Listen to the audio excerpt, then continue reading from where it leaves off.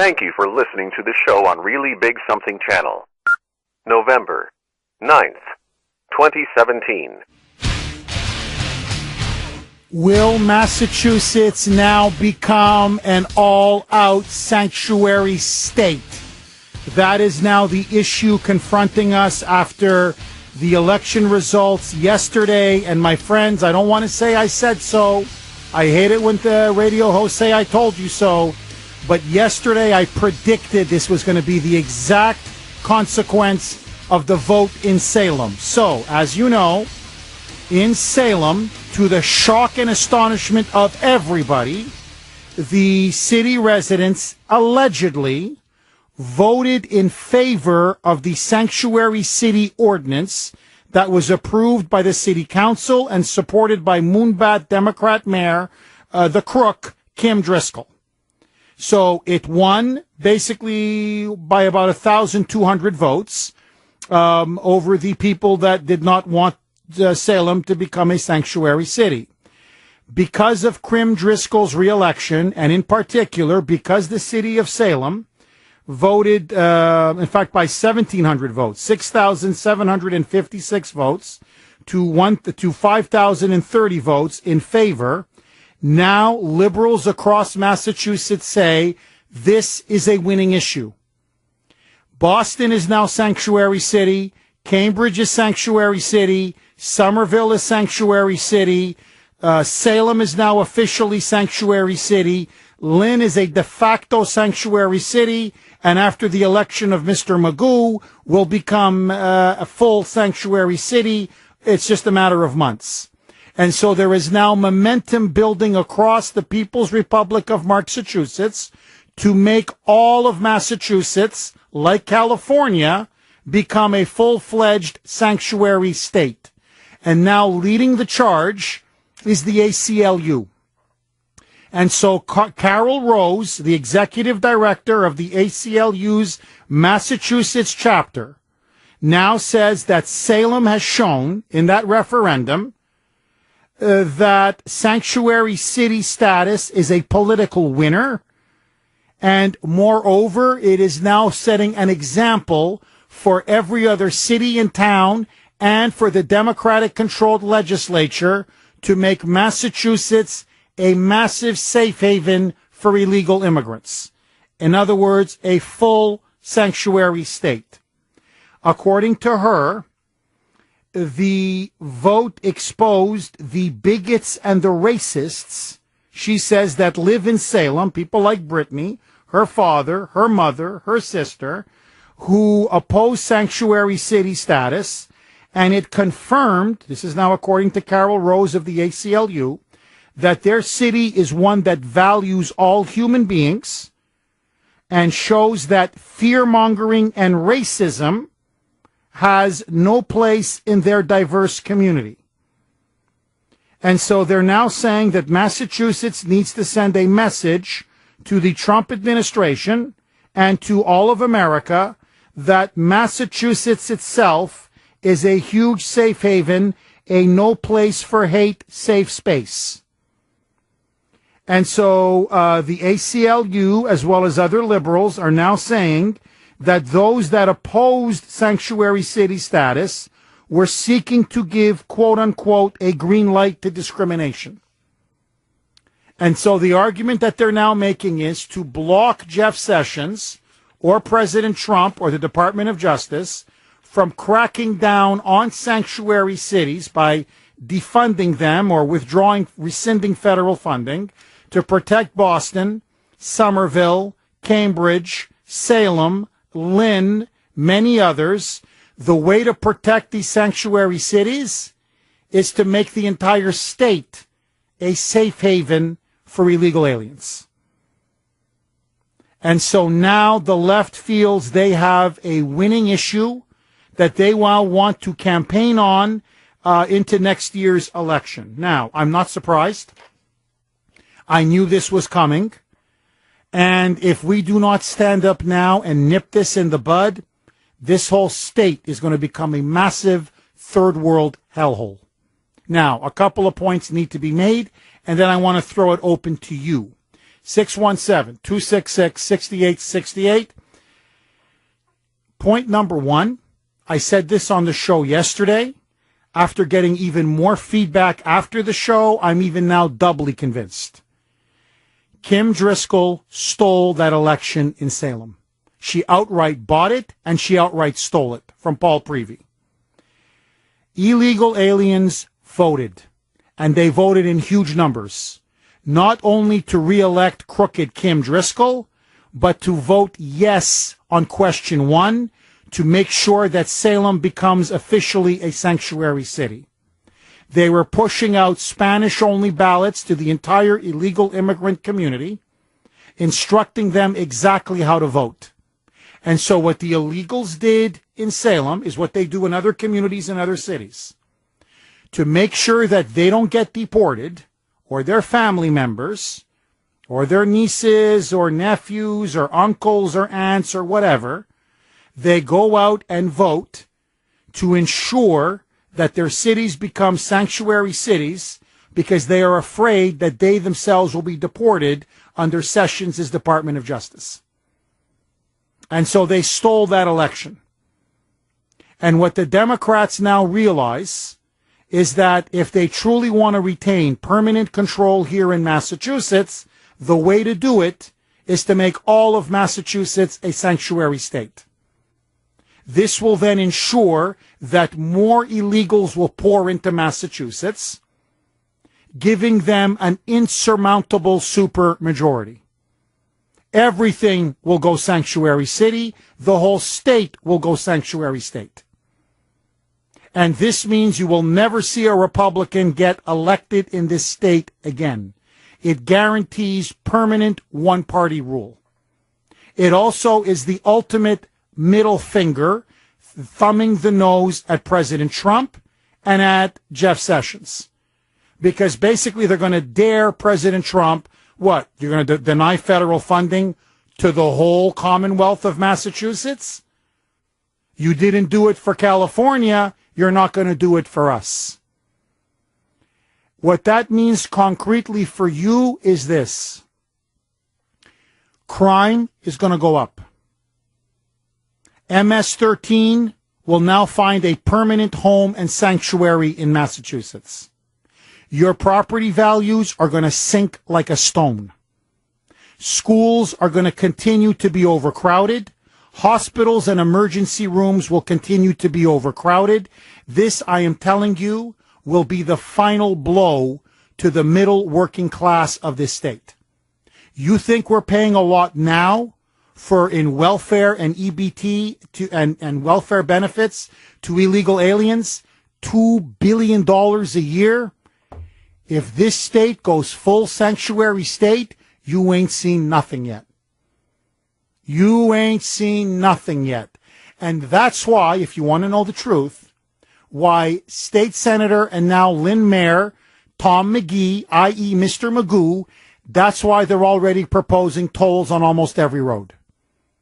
That's why they want them on every highway. Because they know that they're going to have to collect a lot more money and a lot more revenue if they're going to fund all of this illegal immigration and illegal immigrants pouring into our state. So I'm telling you, my friends, it's coming. Your property taxes are going to go up. Your state income taxes are going to go up. Your sales taxes are going to go up. And they're going to have no choice. They're going to raise fees across the board. You're going to see tolls on 95, tolls on 93, tolls on Route 1, tolls on Route 128, tolls on Route 2. There's no other way to pay for it. And just like California has now essentially obliterated the Republican Party, because remember, if you have the demography of California, you get the politics of California. And California was once Nixon-Reagan country. People forget this now. You know, they look at California as like a liberal, progressive stronghold. Nixon came from California. Reagan was a two-term governor in California. California was once considered a very reliable Republican state. 20 years of illegal immigration, the Republican Party is gone. They've been reduced to a permanent minority rump around Orange County, and even that is disappearing fast. The Democrats control everything.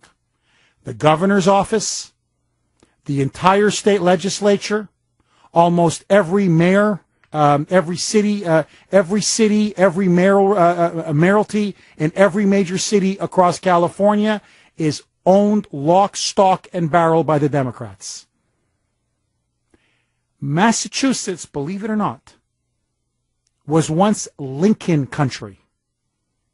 Massachusetts used to be a staunch Republican state. And for many reasons that began to change.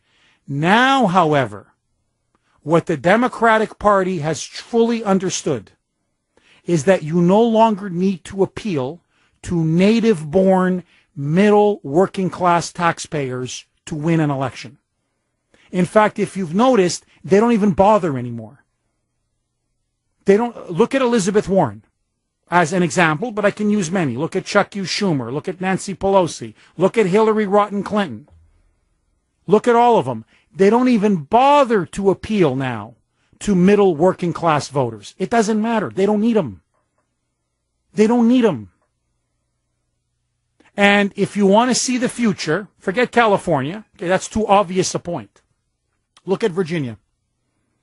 Everybody is now talking about what happened in Virginia. That Ed Gillespie got his clock cleaned, that the Democrats won big, and that in particular, Virginia has now become no longer a red state. It's no longer even a purple state. It's now become a deep blue state, and that's primarily Northern Virginia.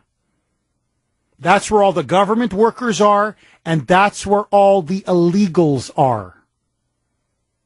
And so now Virginia's population is over 12% foreign-born, heavily illegal. You change the democratic composition of your state, you change the politics of that state. And that's why Democrats don't care about national borders. That's why they don't care about securing the southern border, because the more illegals that pour in, the more it guarantees their rule and their power. And who ends up footing the bill? You. But they don't care. Because you're basically the peasants for them to milk and milk and milk and milk. And so what you're now seeing is that the Democrats realize if we just bring in enough of an illegal immigrant population that candidly is non-white, that's the key for them, primarily from Latin America, where there's a strong political culture of socialism, you bring them in massive numbers, you replace the native-born population, it's game, set, and match. And they're seeing it in California. They're seeing it in Virginia. They've already seen it all across the Northeast. And now you're seeing it take place in Massachusetts. And so what is now going to happen, mark my words, it's now inevitable.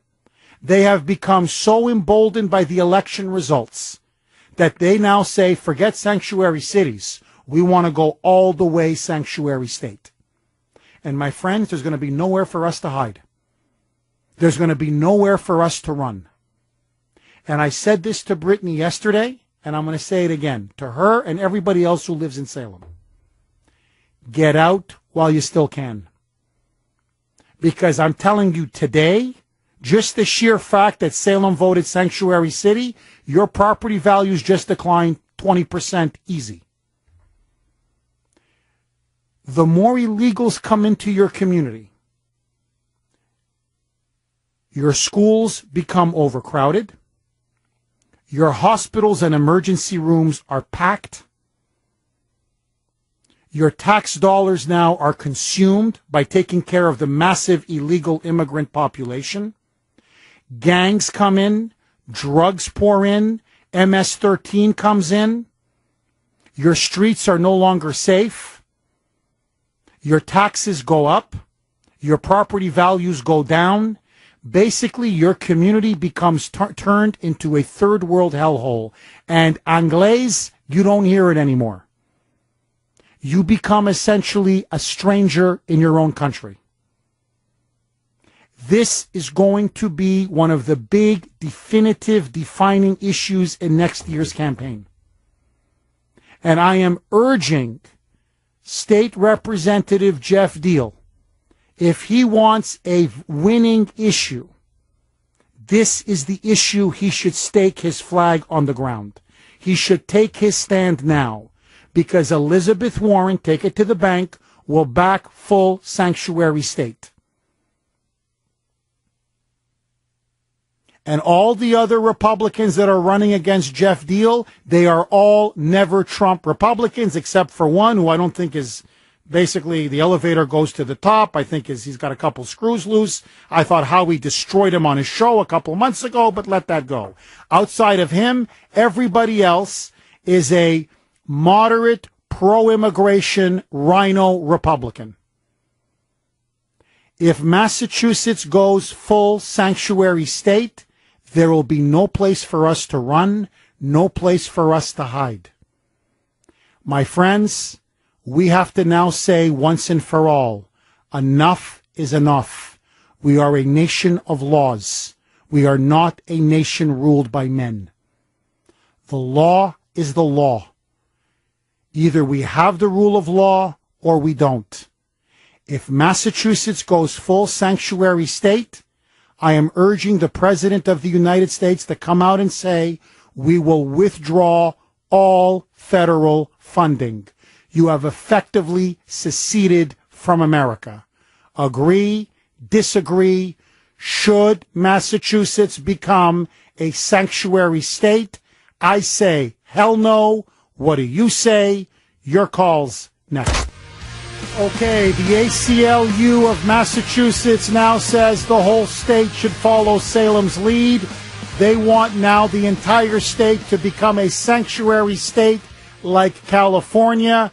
I think it will lead to our utter bankruptcy, fiscal, political bankruptcy. Agree, disagree. Eddie in Quincy. Go ahead, Eddie. Hi, Jeff. I'm sick of this, Jeff. Everything we say is racism. It all comes down to racism, and it has no meaning anymore. But I can't afford these people. I don't care what color they are or what nationality or anything else. We're the ones that are going to end up paying. And, I agree with you. I think illegal voting is rampant. And every one of them that votes offsets your vote. So we're running out of any say we have. They're just going to ram this down our throat, and this state is one of the worst. Where's Senator Warren? The middle class is getting hammered. She doesn't care. Oh, well, this is going to wipe us out. Yeah, well, it is. We're done. So, this is it. California has all the rich people. They're leaving. Eddie, I know because my sister-in-law lives in Arizona, and she says right now there's a huge migration of people from California, small business owners, middle-class taxpayers. They go, we're squeezed. We can't breathe. They're choking us. And so they're going to Arizona. And I know a lot of people here have been fleeing to New Hampshire. But look, I got to tell you, if we'll see what's going to happen with this. But look, I think it's inevitable now. They have become so emboldened. They so despise Trump. They so realize that they need illegals to keep their grip on power. Elizabeth Warren is going to back this. Here's the problem, though. We are the backbone of this state. Whatever you say about us, we get up, we go to work, we pay the taxes, we keep this whole system afloat. The one thing they fear about everything is a tax revolt from us. And so we'll see. But if Jeff Deal is listening, I would come out hard and I would come out fast, saying under no conditions should we be a sanctuary state, and put Elizabeth Warren on the defensive. Maria in Boston, you're up next. Go ahead, Maria. Hi, Jeff. That was pretty much what I was going to say. Because I just bought a house in New Hampshire, and I can take my business anywhere I go. It follows me. What happens when these politicians get what they ask for And they're stuck with all their imports, and all of us that were born and raised and work in Massachusetts have moved elsewhere, and they don't have anybody to pay their paychecks or their pensions. You see, my fear, Maria, you're completely right. You're completely right. But here's my fear. Liberalism is a form of socialism. And if you look at socialism around the world, it always leads to a third world banana republic. And what is a banana republic? You have very few that are wealthy and powerful, the elites, and then there is no middle class. The rest are all poor. And so I think these liberals and Democrats don't care if we all leave Massachusetts, because in the end, all they care about is about power. And so what they're trying to do is actually turn us into the United States of Mexico. And the only people standing in their way is us. Okay, my friends, we'll have a lot more. 617-266-6868. Don't go anywhere. Evan Heidenrich has details about the expected Senate tax cut plan. Evan, what are those details? 2:37 here. The great WRKO. Sorry, battling a little bit of a cold. So just a quick reminder to everybody, tomorrow we're going to be holding a special radiothon here on WRKO to benefit the Disabled Veterans of America, the DAV. Please, I urge all of you, if you can, listen. We're going to have some great interviews. And if you can, please donate, pledge, give generously, whatever you can give, $5, $10, $20. It's for an incredible cause. Tomorrow is Veterans Day. Let's show our vets that they have never forgotten us, and we will never forget them, and we will be there for them no matter what. Okay, 617-266-6868. To show you what the left's end goal ultimately is. It is the destruction of America as we know it. Economically, culturally, politically, and historically. That's why they want to import all of these illegal immigrants. They want to change our fundamental demographic composition, our cultural composition, and our fundamental historical core as a nation. Yet it's not just turning Massachusetts into a massive sanctuary state. They're also going after all of our cherished symbols, starting from our statues, but now it's escalated to the national anthem itself. And I'm not talking about spoiled, overpaid felons in the NFL kneeling during the national anthem. I'm actually talking about getting rid of the Star-Spangled Banner, the whole thing, root and branch. And so remember what President Trump said. He was dead on.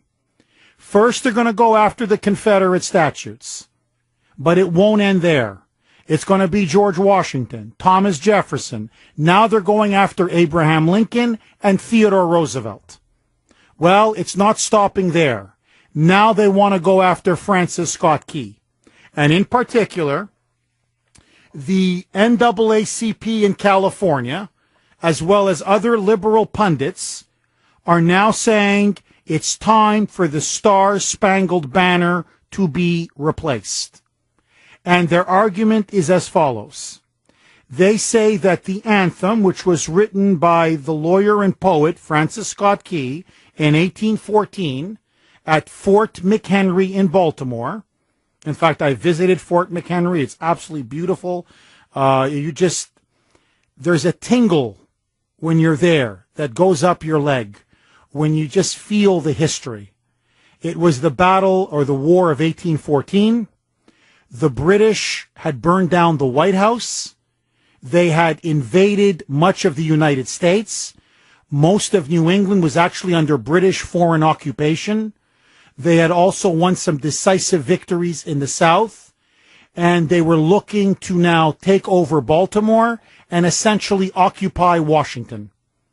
And so at a very pivotal battle, one of the most decisive battles that saved our nation from falling again under British colonial rule and occupation, there was a key battle at Fort McHenry. And Francis Scott Key was there, And he was so inspired by the courage, by the bravery, by the heroism, by the patriotism of those who fought in defense of that incredible flag, that's when he penned the Star-Spangled Banner. People often ask, why is the American national anthem more of a martial national anthem? In other words, militaristic. It's because it celebrates the independence of America and the struggle for America in the face of brutal British colonial rule, where the British sought to refight the War of Independence and this time win it on American soil. And for him, that's why it's such a moving song. In fact, it's been moving not just to Americans, but frankly to people all over the world since it was written, because for him, the symbol of the flag and that it stood there, no matter how many bullet holes, no matter how tattered, but that it was still there flying proudly, openly, bravely, symbolized for him the home of the free and the land of the brave. That in America, we would never give up our independence, we would never give up our freedom, we would never give up our sovereignty as a nation. And so it is an incredibly moving anthem. To me, it is the most beautiful anthem, frankly, in the world. I don't think no other anthem even comes close. However, there is a third stanza in the song that is never sung, by the way. It's never sung, but it is there, which the people at the NAACP and the left now says is racist. They claim it's racist. And what it does is it refers to slaves being conquered in the famous Battle of Baltimore in the War of 1812. And so the president of the NAACP, Alice Huffman, the California branch, said that she was prompted to listen to the entire anthem because of the NFL protests. So you have these Black Lives supporting NFL players, by the way, 10, 15, $20 million a year, but they're oppressed in America, kneeling for the national anthem. So she said she wanted to listen to the whole thing, everything, the whole thing. And she says that the questionable third stanza is, quote, no refuge could save the hireling and slave from the terror of flight or the gloom of the grave. And so according to the NAACP and other left-wingers, they believe that this lyric celebrates the deaths of slaves, some of whom, by the way, did fight alongside the British, they say to win their freedom from American slaveholders. And so, according now to Alice Hoffman, quote, it's racist, it doesn't represent our community, and it's anti-black people. And so they now want a new national anthem. And I'm telling you, this is going to grow. This is going to grow. Like a drum beat. It's going to get louder and louder and louder. And they say that the Star-Spangled Banner is, as I said, it's racist, it's pro-slavery, it's anti-black, and now they want it replaced with a new song, one that they want to write, that they say should support everybody, all of our values, and supports tolerance and compassion and respect for diversity. In other words, they want a multicultural song to represent what they now say is a multicultural liberal nation. Now, a couple points, and I want to throw it open to you. 617-266-6868. This to me is beyond disgusting. To me, first of all, with number one, the obvious point, with all of the problems that we face in the United States, the $20 trillion national debt, radical Islamic terrorism, over 90 million Americans out of the labor force. If you're an African American, Chicago, Baltimore, high unemployment, failing schools, rampant crime. I could go on, the whole list, the breakdown of the family. To me, this is like, I don't know, number 4,372 on the list of problems that America faces. That's point number one. Point number two, this is so historically ignorant and illiterate, it's not even funny. Because what the British were trying to do was they were trying to incite an internal slave rebellion to overthrow the American government by promising slaves allegedly their freedom. And so what Francis Scott Key was saying is, no, we will fight the British to the death, and anybody who allies or supports the British. This had nothing to do with being pro-slavery. It had nothing to do with being anti-black. In fact, if you know anything about Fort McHenry, many of the soldiers who fought on the American side and died on the American side were in fact African Americans. They were free blacks who fought for their country, who fought for their flag, and who fought for their nation. So there is not a scintilla of pro-slavery or racist sentiment in this song. It is basically a call to the British and to all patriots here, saying we will defeat the British, we will fight them, and we will fight them to the death. And anybody who allies or supports them, we will send you to your grave as well. That's it. That's it. That's all.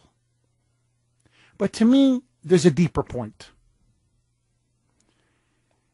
There comes a moment in a nation's history where I think we have to really say enough is enough.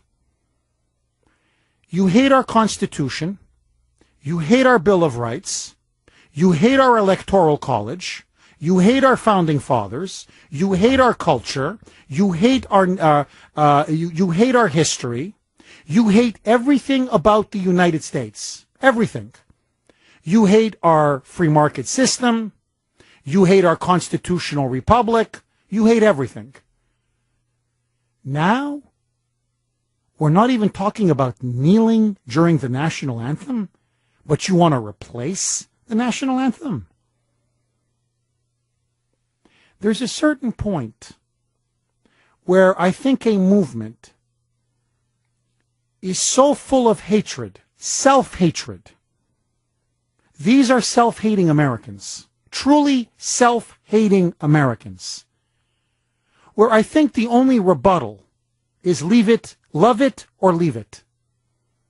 There's a certain point that you have to say to people, look, I'm not dealing with you fanatics anymore. And this is truly now fanaticism. Every country in the history of the world has had flaws. Every country. Every country. Every country in the world has sins. They're not constantly rewriting their national anthems. They don't stand there and cherry pick events in their nation's past and hate their own country. And there's a certain point where I think we just have to literally say, I'm sorry. This is our home. This is our country. This is our national family. You either love it or you don't. And if this is such an oppressive symbol to you, this flag, and if the national anthem is something so insulting to you, then you know, I'm sorry, but there's the door. With all due respect, you know, a lot of former slaves went back to Liberia. Go to Liberia. Go to Africa. Go to Canada. I don't know. Go to Britain. Go to whatever you think is better. Go.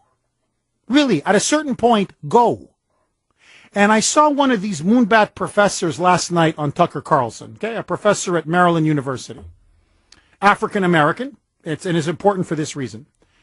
He tells Tucker Carlson he's for this. He wants the national anthem completely replaced because it's pro-racism, it's anti-black, it's pro-slavery, blah, blah, blah, blah. And he says, you know, as a descendant of a slave, you don't think I have the right to be offended? And one of the few times I've disagreed with Tucker Carlson, he says, well, yeah, you do. And he's trying to then rebut him. I would have turned around and said, no. I said, you want my honest opinion? No. You don't have a right to be offended. First of all, slavery was ended 150 years ago, so get over it. Get over it. If you're still obsessing over what happened 150 years ago, then I'm sorry, there's a word for you. You're a loser. You're a permanent, perpetual victim. You're just trying to play the victim. So you're sitting here in your $2,000 suit, a tenured professor at the University of Maryland. I bet you got tenured because of affirmative action, but let that go. And you're whining and complaining about 150 years ago when you probably drove in here in a BMW or a Mercedes or an SUV Cadillac. Are you kidding me? That's point number one. Point number two, here's the ultimate rebuttal. We're all descendants of slaves. That's what I would have said to him. I said, no, you're right. I'm a descendant of slaves. What do you think happened in Central Europe for 1,500 years? The Irish were slaves. The Italians were slaves to the Muslims. You know that, right? You know, if you're Sicilian, by the way, I want you to know this. You're a descendant of a slave. Because the Muslims subdued and enslaved Sicily for 300 years. So, if you're Chinese, you're a descendant of a slave. If you're Russian, you're a descendant of a slave. If you're German, you're a descendant of a slave. We are all descendants of slaves. So, by your logic, we should all be whining and complaining. But we don't. Unlike you, we move on. Either you do or get the hell out. America, love it or leave it.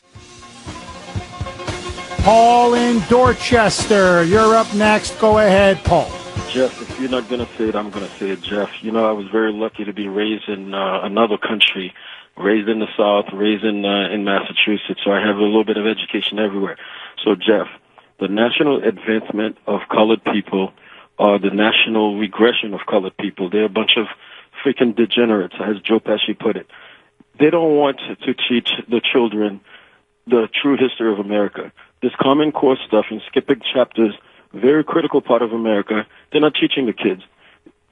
I'm from a country where they taught us that we had 800 free slaves who went and fought in Savannah, Georgia for the independence of America in the Revolutionary War.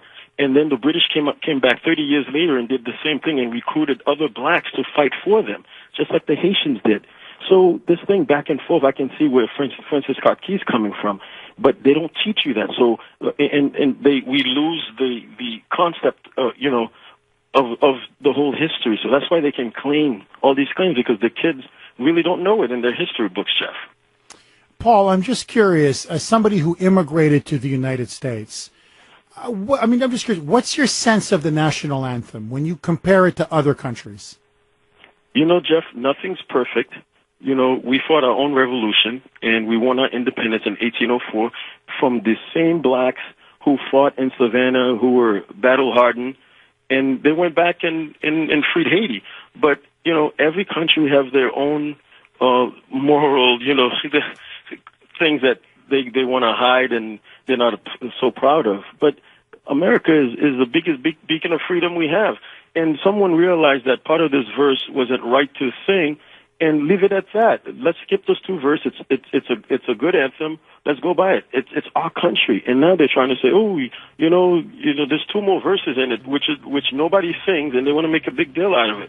So, these people are a bunch of losers, Jeff, and, they're trying to rewrite the narrative, and they're losing.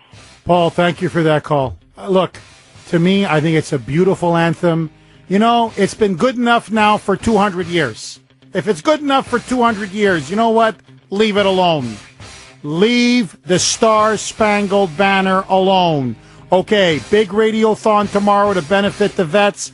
I hope all of you can tune in, and if you can, please donate, pledge, give. I gotta go, and God bless America. The voice of Boston is you. 680 WRKO Boston, 93.7 WEEI HD2 Lawrence, Boston. It's 3 o'clock.